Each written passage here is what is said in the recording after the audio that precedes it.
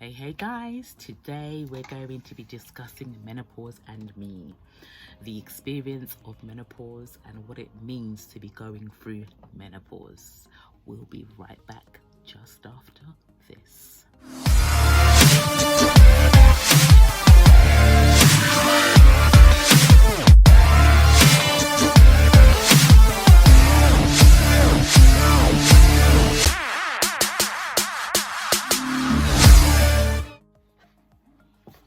Good.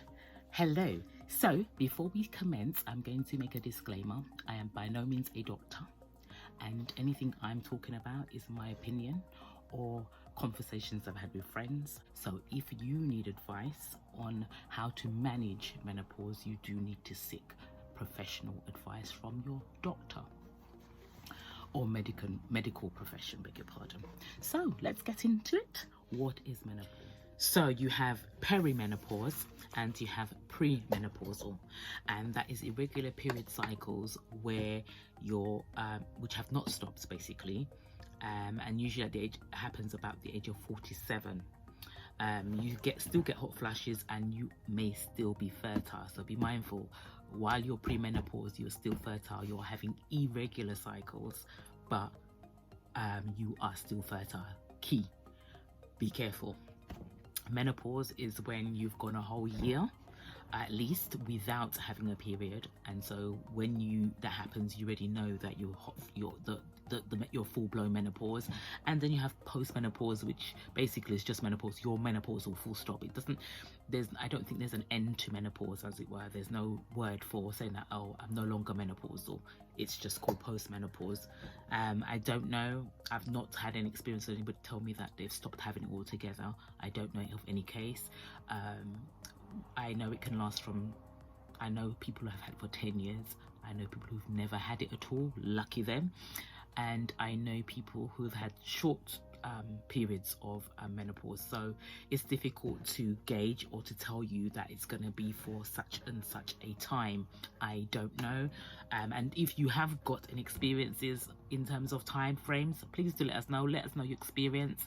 If you're still suffering, how long have you been suffering? If it stopped, how long was it for? That would be good. It is nothing to be embarrassed about. It's part of life. Some of the symptoms you may suffer from, some of them you may not get at all, and there are a number of symptoms that you have as when you're menopausing, or when you're going through menopause, I should say. Menopause is the end of women's menstrual cycle and fertility. Ovaries no longer make estrogen and progesterone. I've got to say that right. Those are the two hormones which are needed for fertility, and basically your period has stopped for at least a year. So let's look at the symptoms. The symptoms of menopause. Your mood swings is one of them, and so obviously you go from one extreme to the other. You could be very, very nice and high, and everything is rosy, to moody. I've gone from the bear to Godzilla, basically, from the little cat to something else that nobody recognizes. And again, that's all part of the symptoms. You also have a lower sex drive. That can affect your relationships, and it's more so important that you speak to your partners because of that, because they may not be aware. And if they're not aware, please do make them aware.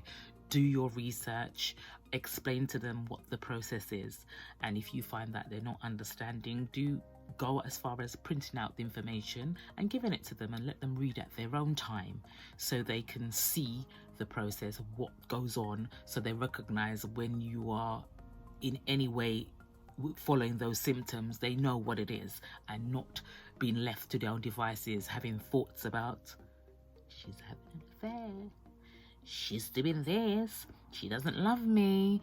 All the mind goes somewhere else where it shouldn't really go, because you've not had a conversation. Have that conversation. Don't be afraid. There's nothing wrong with that. I will give kudos to my hubby. He recognized my menopause. I didn't know. He recognized it, so kudos to him. He gets a little plus. The other one is sweating, and I'm talking about sweating under the breast. It's like pouring, dripping sweat. I used to walk with a flannel, because obviously working from home now it's not so bad because I don't have to go on the trains, etc. But I used to have a flannel because it was so embarrassing. My experience of sweating was literally dripping, like a tap had been thrown towards me, a shower. Under a shower, my face was just dripping with sweat, and I needed to have a flannel to wipe my face. And so, you know, that's an extreme, and I had it extreme. So at the moment it's calmed down. I'm still sweating, but it's not as much. But people go through different intensities, and so it is good to recognize that as being part of being menopause and part of the process. The racing heart, I've had that, but not very often, and it is difficult to say if I can associate it necessarily with menopause. Yes, it's one of the symptoms, but I would say to you that if you are having a racing heart, that you should seek medical attention, because it may not necessarily be because of menopause. And I'm not trying to frighten anyone, I'm just saying that it may not be that, it could be something else. So don't necessarily associate everything that's happening to you to menopause. Do seek advice to make sure you've covered the area. Headaches, that for me is a difficult one, because you know, headaches are too generic. Everybody gets headaches for different reasons. I would not necessarily associate a headache and think menopause. So again, I would say to you, look at any underlying conditions you may have, because it could be associated with something else. It could just be a headache just because it's a headache, and not necessarily a menopausal symptom. I don't know your makeup, so you need to seek your own research and advice. Vaginal dryness and soreness and leads to painfulness. So that is another symptom.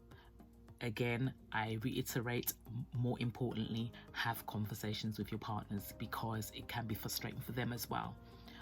And we want their support. So if you want their support, then you need to explain to them what's going on with you, so they can be understanding and provide the support that you need. If you live on your own or you're by yourself, seek advice from friends or from a medical professional or from an institute who may have resources for that, or do your research to find out how best to manage what you're going through.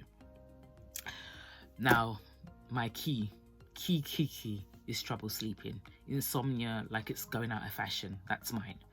Literally up 2, 3, 4 o'clock in the morning, tossing, turning, cannot sleep. That has an impact on your following day, because you've not had enough sleep, you've lacked the sleep, you become agitated even more so. Your day just unravels in the most horrible way. Because you've lacked sleep, you're then more agitated. Everything is intensified because of your lack of sleep. So again, look for something that could allow you to sleep better, and I would say try and look at natural remedies before looking at actual medication. That's my opinion. However, if you find that doesn't work for you, then, you know, seek medical advice. But I look for things that are calming. Lavender in the room is a calming scent.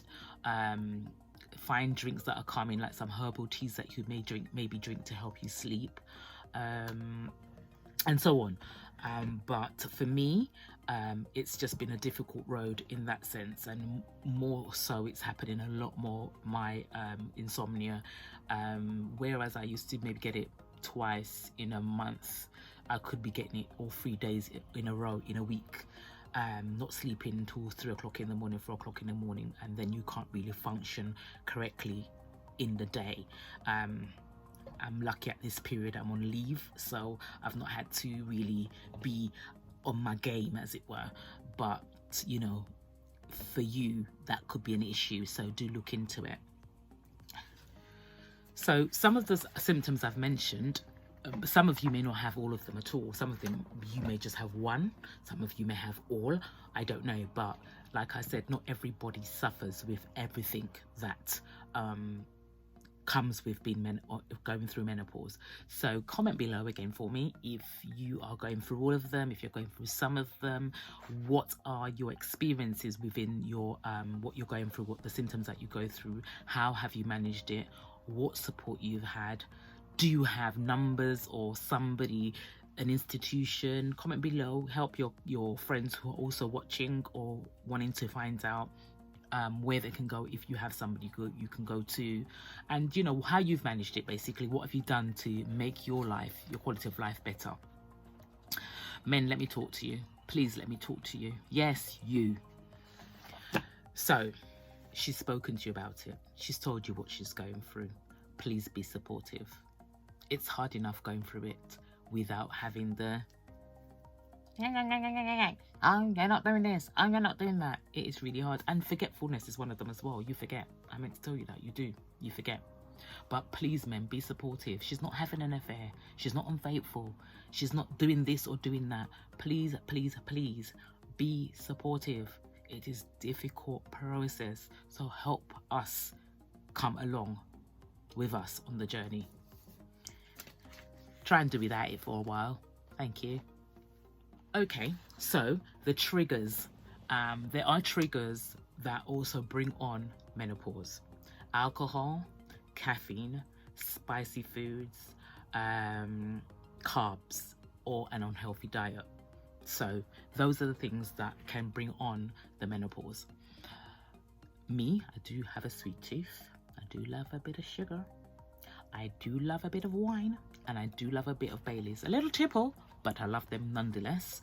But they do not help in relation to going through menopause, because those are the things that bring on the hot flushes, because all of those things turn to sugar. The carbs, the alcohol, all of that is sugar build up, and so it brings it on.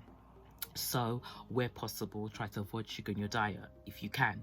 If it's something that you're going through that's so bad, that's one of the ways to combat, is to avoid sugar.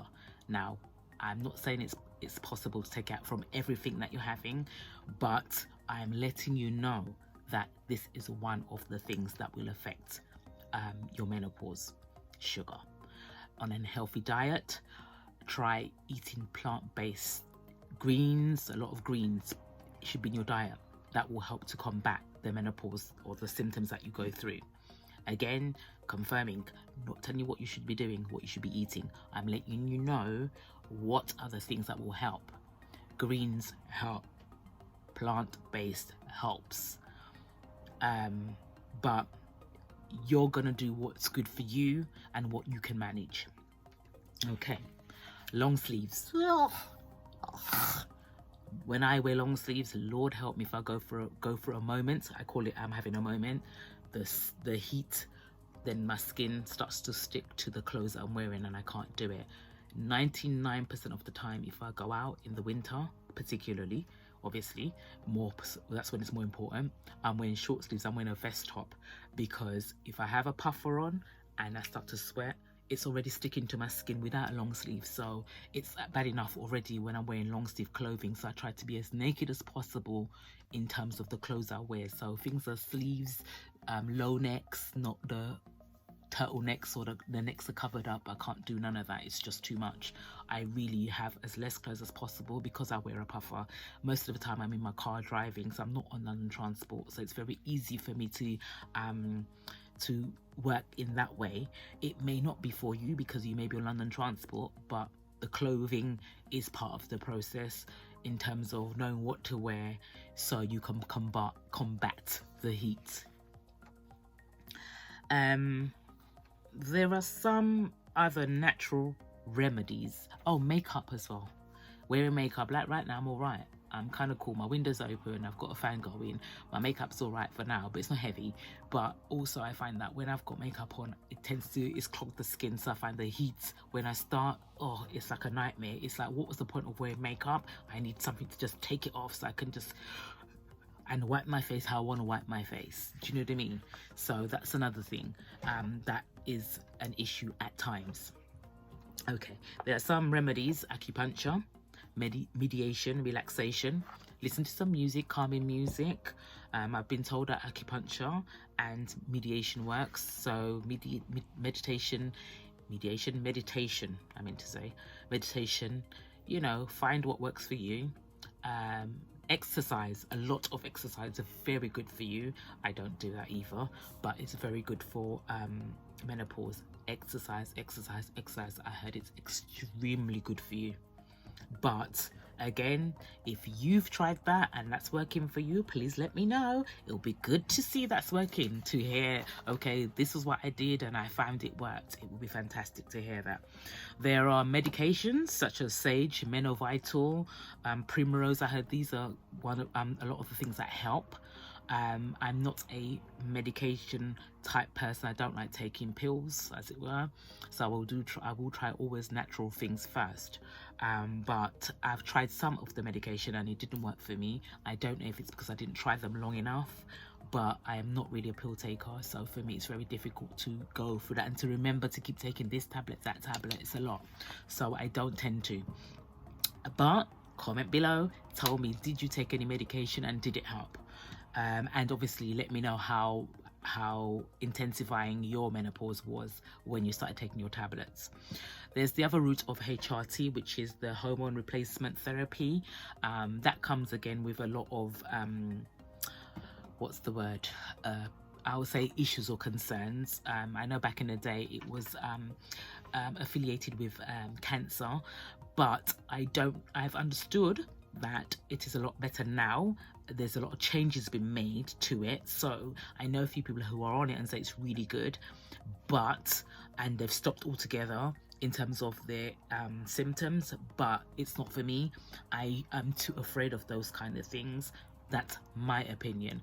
It may work for somebody, and if you've done it, please let us know how that went, how it is, how long you've been doing it for as well. So I'm not sure how that would be for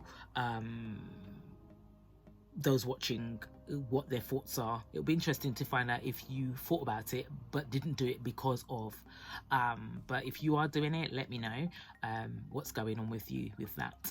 But it's not for me. I'm too afraid. Again, my go-tos, my little friends. Say hello. My fans go everywhere with me, one at a time, obviously. They're both USB charging. One has an actual, it stands like this on so you can put it on a desk. Has 3 levels, this one, and it's literally direct in my face because when I have it, my moment, I need it direct breeze. I cannot do with the hand fanning. It doesn't work for me. This one is the same. It's just more like a mini, and you have the water collector here where if you put it on the right setting, it will spray at you. I've never used it yet, and for me, it's not necessarily unless I was on holiday. I would use something like that to send the water to my face. But I think that's quite neat. Both from Amazon, so you can get them from there. Yeah, these are what I use to help me in the interim. When I'm sleeping at night, I have a fan by my bedside. Again, that's on, off, on, off.